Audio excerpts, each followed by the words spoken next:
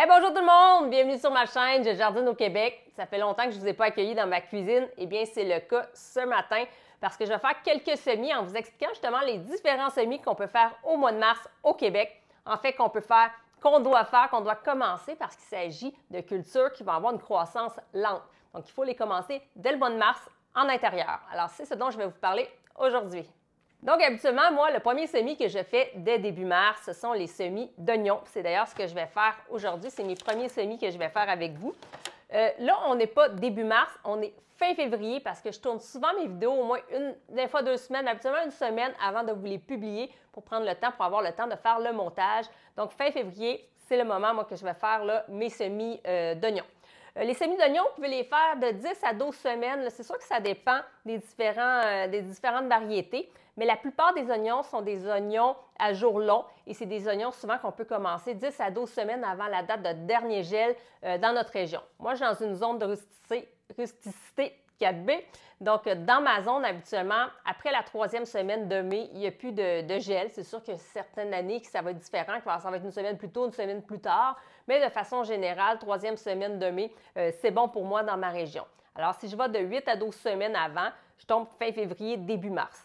Moi, je vous conseille de les faire début mars. Ça ne sert à rien de commencer nos semis vraiment trop tôt. Oui, on a hâte de se mettre les mains dans la terre, mais ça ne sert à rien que ça végète dans la maison. On va avoir hâte de les mettre à l'extérieur, mais ça ne sera pas possible. C'est sûr que les oignons, l'avantage, c'est qu'on va pouvoir les mettre à l'extérieur dès que le sol va commencer à bien se travailler.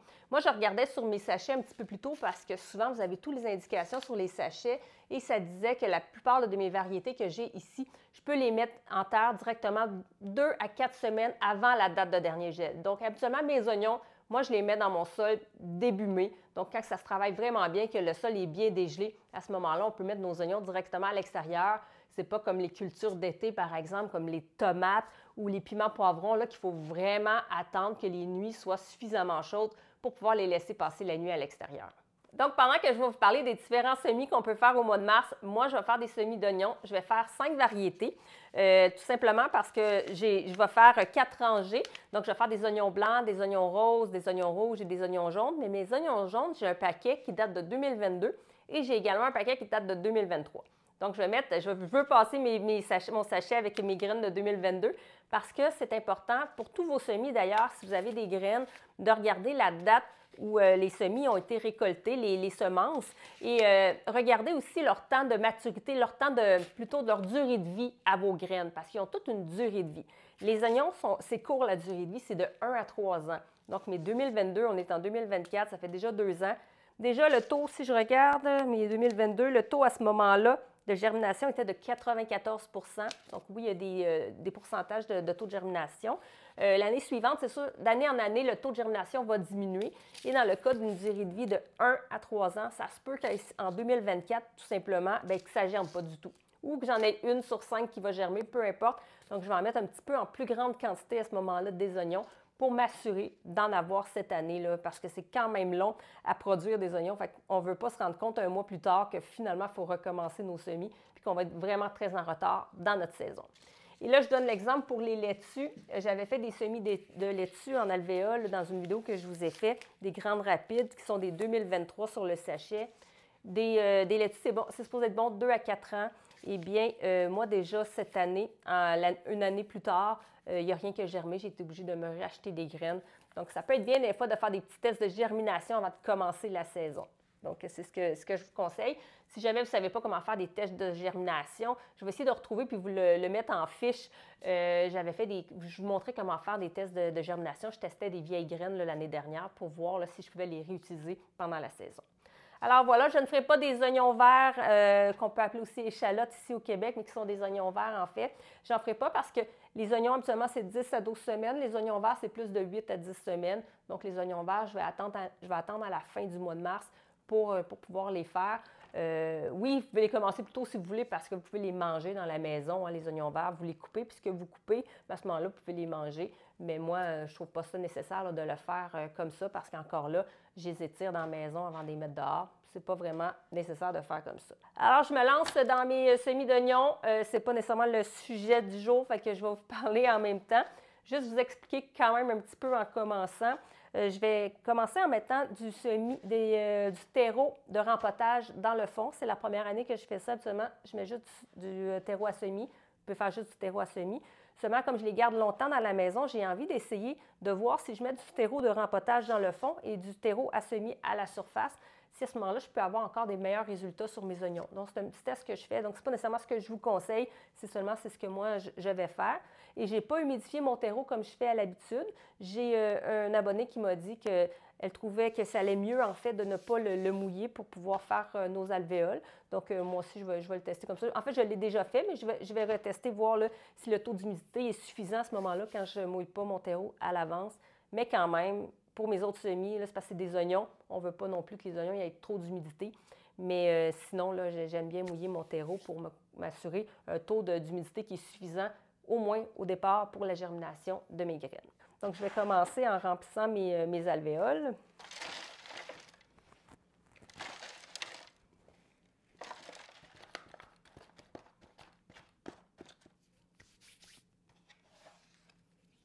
Donc, j'ai mis mon terreau que j'avais de rempotage au fond. Je vais venir combler avec du terreau à semis par-dessus. Là, je ne vous montre pas toutes les étapes là, pour remplir les alvéoles parce que j'ai déjà fait une vidéo sur les semis d'oignons. Donc, vous pouvez aller la consulter à ce moment-là pour savoir comment faire les oignons. Donc, ce n'est pas le sujet d'aujourd'hui, mais j'en profite quand même, comme je vous disais, pour faire mes oignons en même temps. Donc, moi, pour venir tasser là, mon terreau, comme j'utilise des grosses alvéoles, j'utilise mon attendrisseur à viande, mais vous pouvez utiliser ce que vous voulez, même le faire avec vos doigts si vous le voulez. Alors, ce qu'on peut faire aussi au mois de mars comme semis, on va commencer je vais continuer avec les légumes, en fait. Là, on est dans les légumes fruits. On va pouvoir commencer à faire nos piments, nos poivrons, nos aubergines également, qui sont dans la famille des solanacées, qui sont quand même assez longs avant de croître. Donc, on va les commencer tôt. Si vous ne les commencez pas dès le mois de mars, là, au Québec, à ce moment-là, vous allez devoir vous acheter des plants en pépinière parce que rendu au mois d'avril, il va être beaucoup trop tard. Vous n'aurez pas le temps d'avoir des fruits dans vos différents plants pendant la saison parce que ce sont des légumes tropicaux. Ce sont des légumes fruits, en fait, qui ont besoin de beaucoup de chaleur, de beaucoup de lumière pour croître et qui sont vraiment à croissance lente. Donc, vous devez déjà les commencer. On dit que c'est environ 8 à 10 semaines avant la date de dernier gel dans notre secteur, dans notre zone de rusticité. Donc, moi, habituellement, ma première semaine de mars, je vais faire mes oignons. Et ma deuxième semaine de mars, c'est là que je vais faire tout ce qui est piment, poivron, aubergine. Puis, j'ajouterai aussi tout ce qui est dans la famille des céleris, céleri rave, par exemple, qui va prendre aussi de 8 à 10 semaines avant la date de dernier gel. Donc, vous pouvez, à ce moment-là, moi, deuxième semaine de mars, c'est là que je vais faire souvent là, ce type de semis-là. Il faut aller jusqu'à la troisième semaine de mars, mais en avril, là, selon moi, c'est un peu tard, même trop tard là, pour commencer piment, poivron, pour avoir des bons résultats au potager. Aussi, pour poursuivre les semis de ce qu'on peut faire au mois de mars en tant que légumes, là, j'ajouterais à ce moment-là ce qui est les tomates, par exemple. Donc, c'est sûr qu'en zone de rusticité 5, là, au mois de mars, vous pouvez faire à partir de mi-mars, troisième semaine de mars, vous pouvez commencer à faire vos semis de tomates. Mais moi, dans ma zone de rusticité 4B, c'est fin mars, début avril. Même début avril, ce serait parfait. Mais là, j'ai ma serre que j'ai faite l'année dernière. Alors, j'ai envie d'essayer de les mettre dans la serre un petit peu plus tôt. Habituellement, je mets mes semis à l'extérieur. Je vais les transplanter à l'extérieur autour du 8 juin. Mais là, je vais être 2 semaines, voire 3 semaines, dépendamment là, de la température qu'on aura cette année. Donc, à ce moment-là, fin mai, mi-mai, fin mai, je vais sûrement les mettre dans la serre. Alors, je vais commencer mes semis un petit peu plus tôt, donc probablement à la mi-mars, troisième semaine de mars. Mais sinon, fin mars, début avril, c'est parfait pour faire les tomates. En fait, il ne faut pas se presser à faire nos semis de tomates. C'est souvent, les tomates, c'est souvent, je trouve, à mon avis, la culture qu'on commence beaucoup trop tôt. Les tomates, ça va vraiment croître plus rapidement que des piments poivrons, que des aubergines, même si c'est dans la même famille que des solanacées, excusez-moi. Parce qu'en fait, on ne veut pas un gros plant qu'on va aller mettre par la suite à l'extérieur. Plus le plant va être gros, plus il va avoir de racines, plus il va avoir de la difficulté par la suite à se réenraciner directement dans le potager. Quand ils sont plus petits, à ce moment-là, ça va mieux au niveau de l'enracinement. ils vont juste végéter un petit peu plus longtemps dans la maison, puis à ce moment-là, il va avoir un impact sur sa croissance. Notamment, on ne veut pas avoir des fleurs directement dans la maison, on ne veut pas avoir des fruits dans la maison. Dès que le plant commence à faire des fleurs, il va se concentrer justement sur cette fabrication des fleurs-là, sur cette fabrication des fruits, parce qu'il va vouloir survivre, le plant. Donc, il va vouloir se reproduire. Alors là, il sera plus concentré sur la production de ses racines. Alors que quand on va vouloir le transplanter à l'extérieur, on va vouloir que les racines vraiment s'étendent dans le sol pour aller puiser tous les nutriments, tout l'eau dont il va avoir besoin pendant la saison. Alors, c'est pour ça qu'on ne veut pas arriver à une étape où ce que le plant il est plus concentré justement sur sa production de fleurs, sa production de fruits. Alors, on ne commence pas ça trop tôt dans la maison. De toute façon, vous allez avoir des monstres, vous n'aurez plus de place devant vos baies vitrées ou sous vos lampes de culture. Les lampes ne sont pas assez hautes pour vos plants. Oui, vous allez devoir les mettre très hautes pour les plants, mais là, vos nouveaux semis, à ce moment-là, il va être trop loin de la lumière. Donc, c'est juste un casse-tête, à mon avis.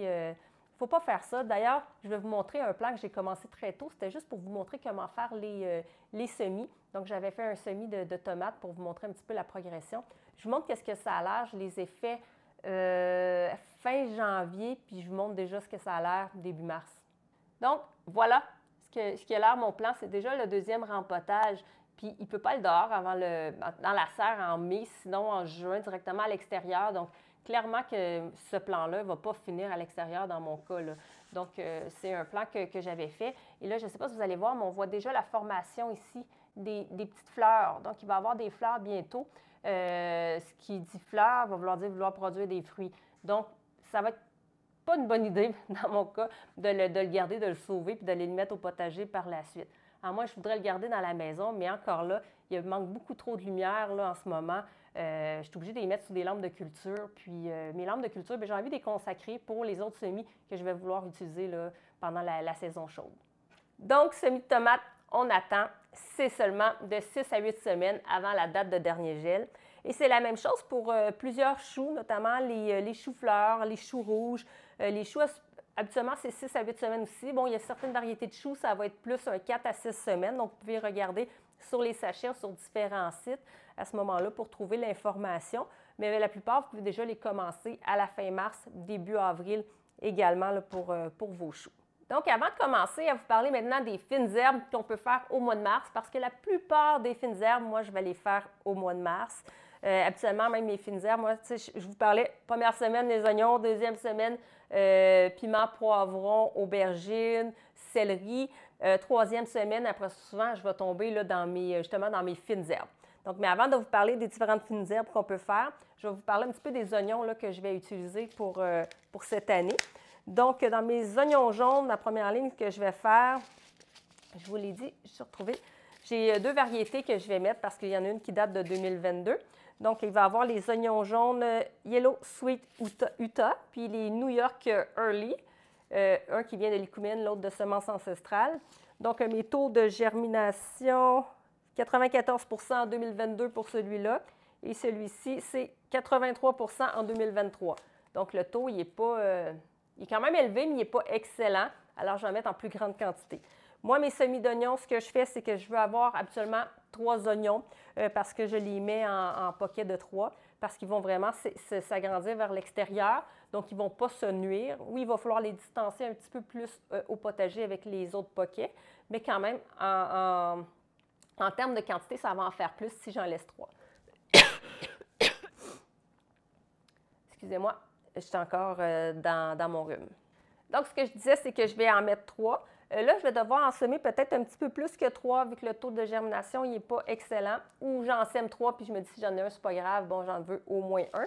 Donc, je vais commencer à l'avant ici avec ceux-là.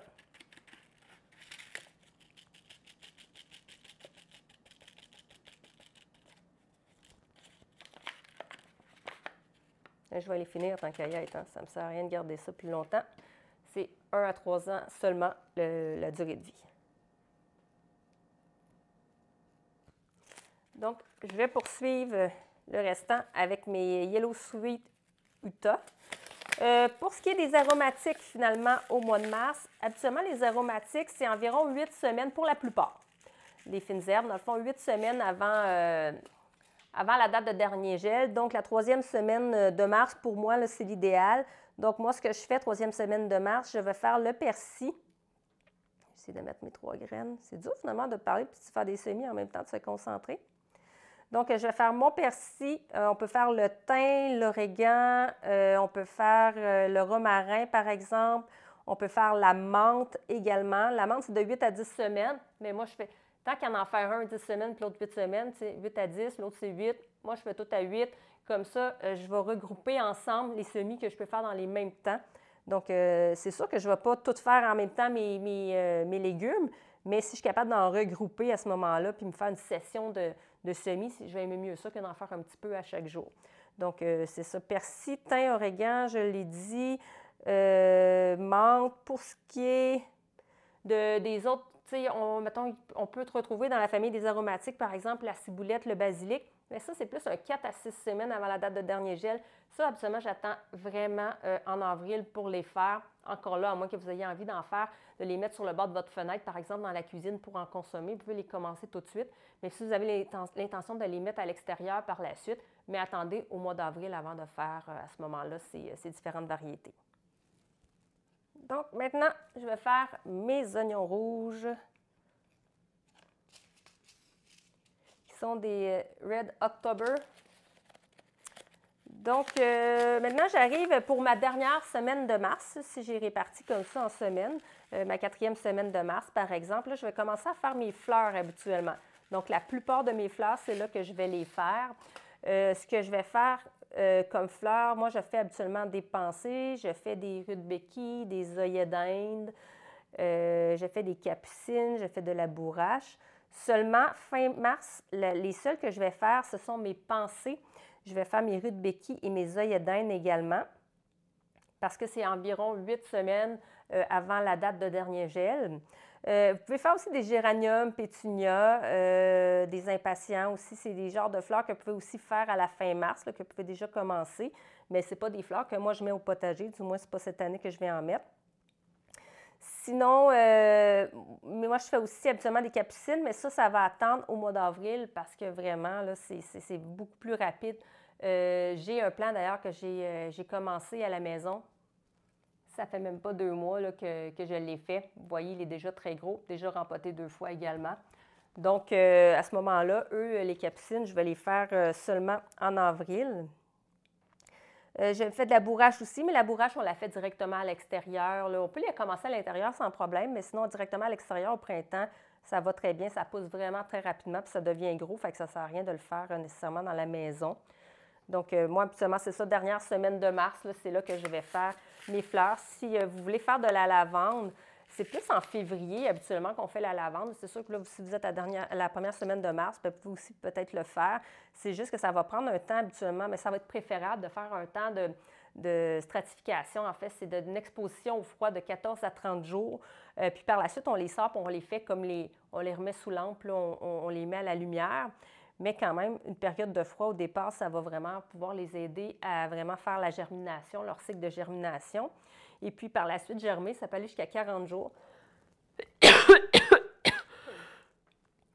Excusez-moi. Donc, ça peut prendre jusqu'à 40 jours germer, donc c'est très long, alors vous êtes mieux de les commencer plus tôt à ce moment-là. Donc, maintenant, je vais faire mes oignons roses, qui sont des Rosa di Milano.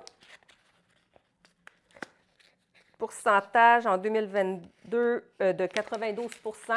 Comme je vous disais, ça se peut que j'en ai besoin de plus cette année pour avoir la même quantité que l'année dernière qui germe. Voilà. Donc, j'y vais. Quand c'est des graines de l'année, j'essaie de les mettre comme en 3, faire un genre de triangle. Parce que, comme je vous disais, je veux qu'ils poussent en 3 puis qu'ils aillent sur les côtés. Mais là, comme je ne suis pas sûre du taux de germination, j'en mets un petit peu plus que 3. Fait que là, je vais plus de façon un peu aléatoire. Là, la forme m'importe peu. Là. En même temps, si j'en ai juste un, pas de problème. Je vais en mettre juste un. Je n'ai pas besoin qu'il soit collé non plus. C'est ce que je souhaite, mais ce n'est pas nécessaire. Et je vais conclure avec les blancs. C'est pas ça, c'est pas ça. White Sweet.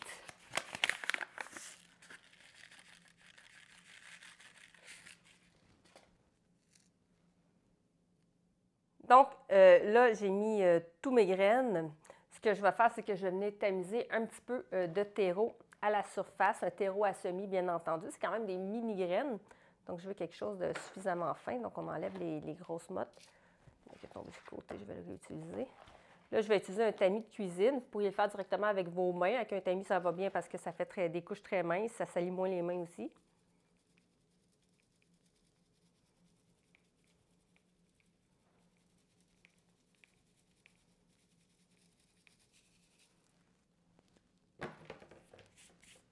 On en met juste une petite couche mince parce qu'on veut juste à peine couvrir les graines. Hein. C'est environ 2 fois l'épaisseur de la graine. Nos graines d'oignons sont vraiment minuscules. Mais on va rajouter quand même un petit peu de terreau à la surface. Une fois que c'est fait, vous avez 2 options. Vous pouvez plomber avec vos doigts, avec un objet ou peu importe, ou encore vous dire que l'eau va faire le travail de venir tasser à la surface, de venir vraiment coller le terreau sur les graines. Moi, je préfère tasser, plomber, en fait, parce que j'ai l'impression que quand je vais venir arroser, ça va moins faire déplacer les graines. Sinon, des fois, ça fait un peu remonter les graines. Puis là, on voit les graines, elles ne sont plus couvertes là, de terreau. Alors moi, c'est sûr que j'aime ça repasser puis plomber à ce moment-là. Pour mes oignons, j'utilise des alvéoles un petit peu plus grandes que ceux que j'utilise habituellement. Vous allez voir quand je vais faire les semis de piment poivron, vont être plus petites. Parce que justement, les oignons, je les fais en pocket. Donc, ils vont rester plus longtemps également. Plus longtemps. Pas nécessairement que les piments poivrons, mais ils vont rester quand même longtemps, puis ils vont être en plus grande quantité versus mes piments poivrons, que ça va être un plant à ce moment-là par alvéole. Alors, j'utilise à ce moment-là des plus grosses alvéoles. Mais vous pourriez aussi les faire dans des plus petites, là, sans problème. Là. Puis surtout si vous en faites juste, vous en gardez juste un en bout de ligne. Là, vous pouvez enlever après ça, si vous en gardez juste un, gardez seulement le plus beau. Ou encore, vous pouvez tous les garder puis les séparer. Ça se sépare bien des oignons quand même. Ce n'est pas très fragile au niveau des racines. Donc voilà. Puis le premier arrosage, on arrose beaucoup. Surtout que là, je n'ai pas humidifié mon terreau à l'avance. C'est sûr qu'un bon terreau qu'on vient d'acheter, moi quand même vieux par exemple, là, mais un bon terreau qu'on vient juste d'acheter, il est déjà un petit peu humide. Donc ça l'aide. Mais le mien, il n'était pas très humide. Je vais mettre un bon arrosage. Donc, on arrose, puis après ça, on va laisser pénétrer et on va arroser une autre fois. Le but, c'est de garder bien humide jusqu'à la germination, mais les oignons, il ne faut pas qu'on les faire détremper parce qu'ils vont tout simplement pourrir. Donc, voilà, le temps que tout ça pénètre puis j'en remette, je vais finir ma vidéo. Donc, là, on peut faire les oignons comme ça, comme je disais, début mars, fin février, début mars, jusqu'à la mi-mars, pas de problème. Si vous voulez vous sauver un petit peu de temps, en fait, ou si vous ne voulez pas trop vous compliquer la vie à utiliser des petites semences comme ça pour les oignons, l'autre option qui existe, c'est d'utiliser des bulbilles à ce moment-là. Donc, déjà, des oignons qui ont commencé à se développer. À ce moment-là, vous pouvez les trouver en pépinière, dans certaines quincailleries même, ou chez des producteurs, directement chez des producteurs. Donc, les petites bulbilles d'oignons, et là, vous avez de toutes les couleurs. Ce qui est intéressant avec les graines, c'est que vous avez plus de variété, vous avez plus de choix. Souvent, quand vous allez aller dans la pépinière, vous allez avoir seulement une variété de rouge, une variété de jaune, par exemple, une variété de blanc.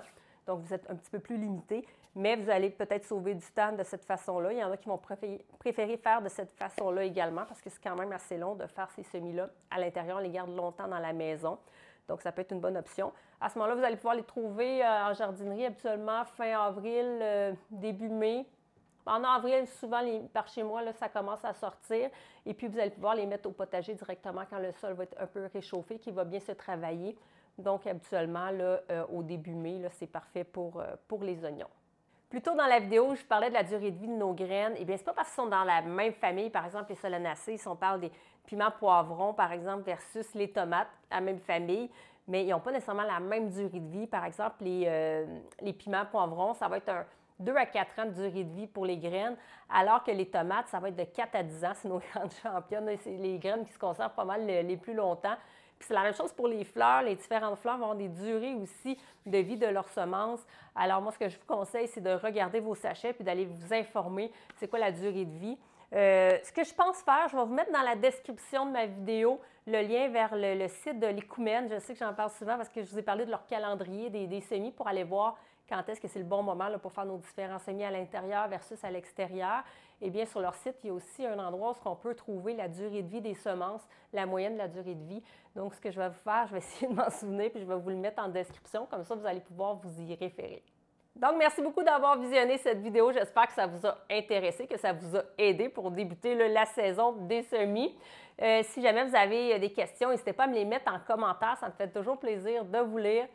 Abonnez-vous si ce n'est pas déjà fait. Ça ne coûte rien, c'est facile, c'est juste en bas. Puis maintenant, ça va vous tenir au courant de mes prochaines vidéos. Alors, merci tout le monde. Prenez soin de vous. À la prochaine. Au revoir.